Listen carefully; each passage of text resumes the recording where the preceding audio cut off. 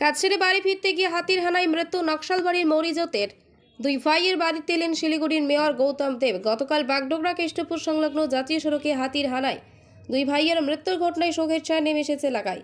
এদিন শিলিগুড়ি মহকুমা পরিষদের সভাধিপতি অরুণ ঘোষকে নিয়ে মৃতের পরিবারের সদস্যদের সঙ্গে দেখা করে পাশে থাকার আশ্বাস দেন তিনি। পরে গৌতম দেব জানান, মুখ্যমন্ত্রী ঘটনাস্থলে যাওয়ার কথা বলেছেন। একজনের 3 জন মেয়ে, অপরজনের ছেলে কলেজে পড়াশোনা ছেড়েছে। এই পরিবারের পাশে আছি আমরা। সরকার থেকে সব রকম সহযোগিতা করা হবে।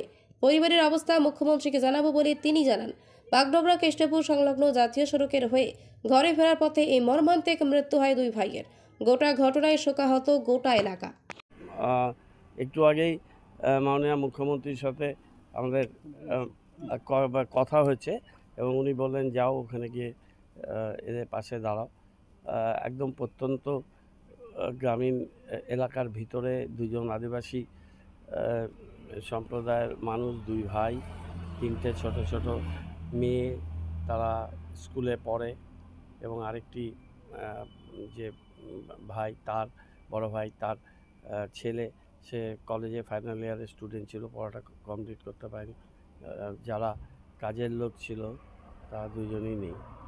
এই একটা অত্যন্ত বেদনাদায়ক মৃত্যু হাতির সামনে পড়ে গেছিল।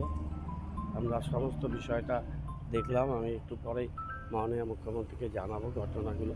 মানবিক মুখ্যমন্ত্রী ওদের দুঃখ বেদনার কথা বলবো, আর সরকার থেকে যা যা ব্যবস্থা করা সেগুলো তো সিস্টেম আছে, সিস্টেমে হবে। প্রাণ তো দিতে পারবো না, কিন্তু এই পরিবারগুলোর পাশে আমাদের দাঁড়াতেই হবে। না হলে 3টে মেয়ে নিয়ে মা আর ভাই, একজন যে মারা গেছে তার এক ছেলে এক মেয়ে, দুটো আলাদা পরিবার কিন্তু একই জায়গায় থাকে। ওদের পাশে দাঁড়াতে হবে। গেলাম, দেখে আসলাম এবং আমাদের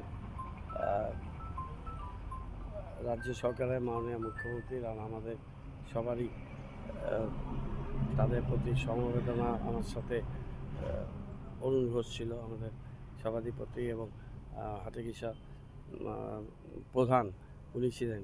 ইনসিডেন্টালি এই মেরুভিউ চা বাগান, যেখানে পেয়ারার বাড়িতে আমি একবার ছিলাম রাতে, ওখান দিয়ে মানুষের কাছে চলো আমার প্রোগ্রাম শুরু হয়েছিল। সেই বাগানে আজকে এতদিন পর আবার গেলাম, কিন্তু এরকম একটা মর্মান্তিক ঘটনা।